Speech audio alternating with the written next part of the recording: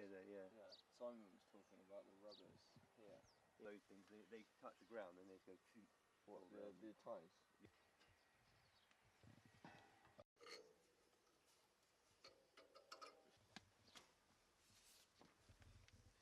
Wonder it's worth taking it.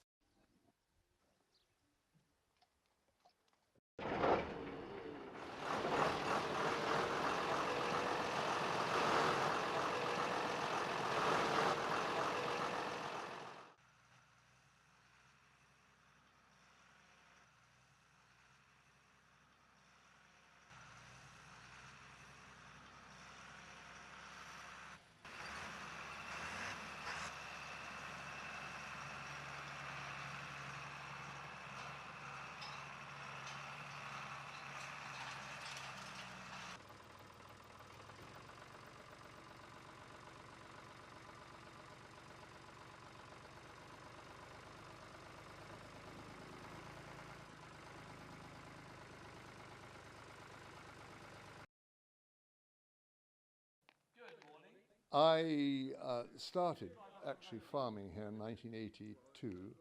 We're not new boys. And it's a matter of debate when my father stepped aside and when I took charge. And we're going to have to fix the fence around the corner. So if we did warm along A and B. But since I started, we have reduced the size of the labour force hugely. We were 18 and we're now 4. Same spot. So Very good. Tractors now are typically 240, 280 horsepower. They used to be typically, when I started, 40 to 100 horsepower. So now our arable operation, which is about 1,200 acres, is almost a one-man unit. Really, the main contribution has been towards increasing yields and output rather than reducing labour. We're now 180 cows, and when I started, we had 2 herds of 130. We got rid of one, halved the labour force, and increased the size of the remaining herd to 180. I would say significant change has been the reduction in the amount of livestock. There are far fewer sheep, and there are only 3 dairies between Coombe-Bissett and Berwick St John, where there used to be a huge number more, of course. There's a phrase in farming which is up horn, down corn, or the other way round. And very often, while the arable side is depressed because of output prices, then the livestock side flourishes. I think it's very important to maintain a balance on a farm between livestock and arable.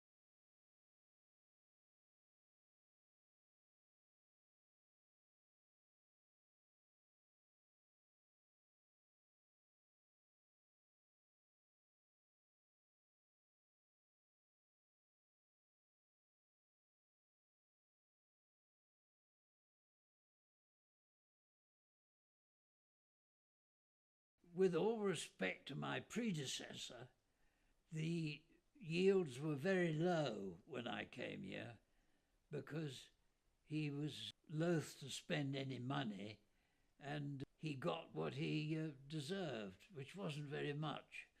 And I like to think that we went at it as hard as we could and went for much higher yields, which we have achieved in line with modern arable yields. We ploughed to the proper depth and used the right amount of fertilizer, achieved what we set out to. When I came here, I took on the people that were working here. There were 6 or 7 people working on the farm then, and it was only 850 acres. I mean, now we've only got one man who's self-employed. I mean, this man that works for us now, he lives in his own house, so we don't house him or anything. I mean, I think there's a boss who just makes the decisions, and it's carried out in a very similar way, except that it's done by one man instead of 6. People wonder how on earth we manage with all the flints and chalk.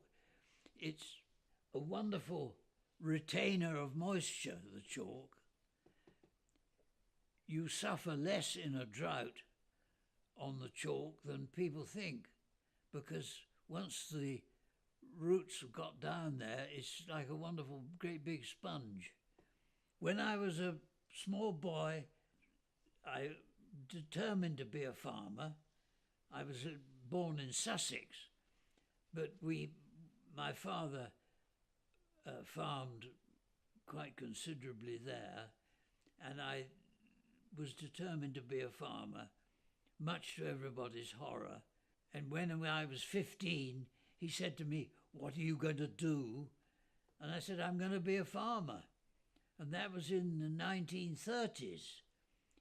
And there was terrible depression in the countryside then, because all our beef came from the Argentine and all our wheat came from Canada and the United States, and farming was in a very, very poor way. So it was considered an extraordinary thing to want to do. But I've never wanted to do anything else, and I would do it all over again.